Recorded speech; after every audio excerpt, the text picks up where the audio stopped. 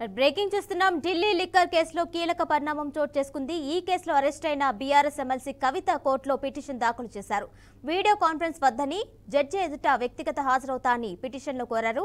గతంలో custody ముగిశాక video conference ద్వారా కవితను అధికారులు హాజరుపరిచారు.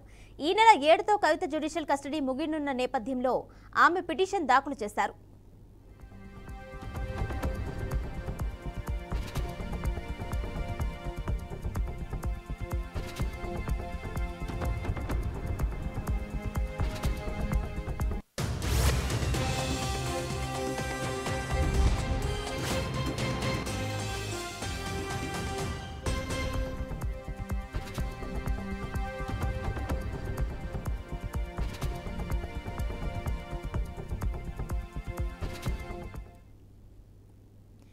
ఢిల్లీ లిక్కర్ కేసులో కీలక పరిణామం చోటు చేసుకుంది. ఇదే కేసులో అరెస్ట్ అయిన బీఆర్ఎస్ ఎమ్మెల్సీ కవిత కోర్టులో పిటిషన్ దాఖలు చేశారు.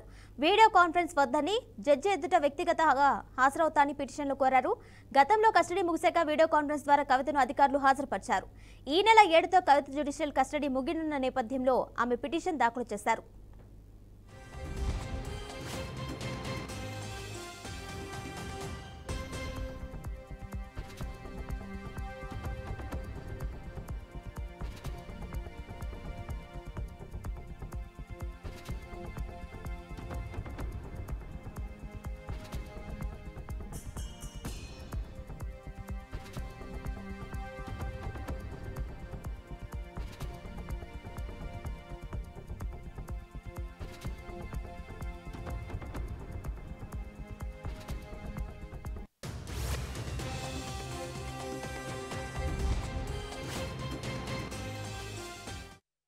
ఢిల్లీ లిక్కర్ కేసులో కీలక పరిణామం చోటు చేసుకుంది. ఇదే కేసులో అరెస్ట్ అయిన బీఆర్ఎస్ ఎమ్మెల్సీ కవిత కోర్టులో పిటిషన్ దాఖలు చేశారు. వీడియో కాన్ఫరెన్స్ వద్దని జడ్జి ఎదుట వ్యక్తిగతంగా హాజరవుతాని పిటిషన్లో కోరారు. గతంలో కస్టడీ ముగిశాక వీడియో కాన్ఫరెన్స్ ద్వారా కవితను అధికారులు హాజరుపరిచారు.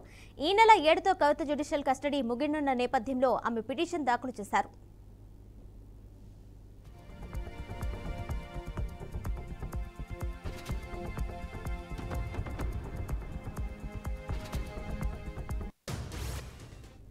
దీనిపై మరింత సమాచారం మా ప్రతినిధి లిఖిత అందిస్తారు. లిఖిత, చెప్పండి. ఈ నెల 7తో కవిత జ్యుడిషియల్ కస్టడీ ముగుస్తున్నట్టు తెలిసింది. ఈ నేపథ్యంలోనే కవిత అయితే కోర్టుకు పిటిషన్ దాఖలు చేశారు. వీడియో కాన్ఫరెన్స్ ద్వారా కాకుండా నేరుగా జడ్జి ఎదుట హాజరుపరచనని చెప్పి ఆవిడ పిటిషన్ దాఖలు చేసినట్టు తెలిసింది. దానికి సంబంధించిన ఇన్ఫర్మేషన్ ఇవ్వండి.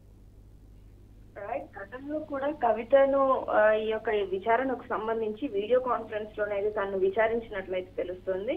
దీనికి సంబంధించి తాను కొంత అన్కంఫర్టబుల్ గా ఫీల్ అవుతున్నాను, దయచేసి నన్ను కోర్టులో హాజరుపరచండి, కానీ ఈ యొక్క వీడియో కాల్స్ పద్ధతి అనేది కాస్త నా విషయంలో కొంచెం తగ్గించే ప్రయత్నం చేయండి అంటూ కూడా కోర్టుకు ఇప్పటికీ కవిత అర్జీ పెట్టుకోవడం అయితే జరిగింది. దీనికి సంబంధించి ఇప్పటికే అధికారులు ఈ యొక్క పిటిషన్ ని అయితే చూస్తున్నట్లుగా అయితే తెలుస్తోంది. మరి వారు ఏ విధంగా ఈ యొక్క తన పిటిషన్ ని తీసుకుంటారు ఏంటి అనే వివరాలు అయితే పూర్తి స్థాయిలో ఇంకా బయటకు అయితే రాలేదు. కానీ ఎందుకోసం కవిత అసలు వీడియో కాల్ ఈ విచారణ వద్దు అంటుంది అనే విషయం పైన కూడా కొంతవరకు ప్రశ్నల వర్షం అయితే కురిపిస్తున్న పరిస్థితి కనిపిస్తుంది. అసలు కోర్టుకు వచ్చినా కానీ ఆ యొక్క వీడియో కాల్ లో మాట్లాడినా కానీ పెద్దగా తేడా ఏముంటుంది, అవే ప్రశ్నలు ఉంటాయి, మీరు చెప్పాల్సిన సమాధానాలు చెప్పే అవకాశం ఉంటుంది కదా, ఎందుకోసం మీరు ఈ విధంగా అడుగుతున్నారు అనే క్వశ్చన్స్ అయితే రేజ్ చేస్తున్నప్పటికీ కూడా కవిత నుండి సరైన సమాధానం కూడా రావట్లేదంటూ ఇటు అధికారులు చెప్తున్నారు. అయితే ఇప్పటి వరకు చూసుకున్నట్లయితే ఈ కేసులో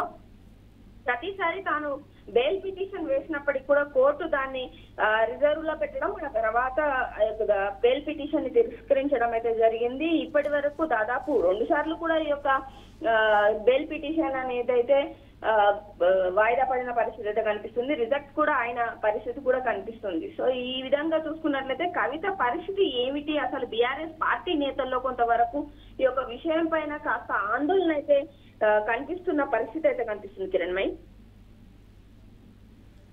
అయితే రైట్ లిఖిత, థ్యాంక్ యూ.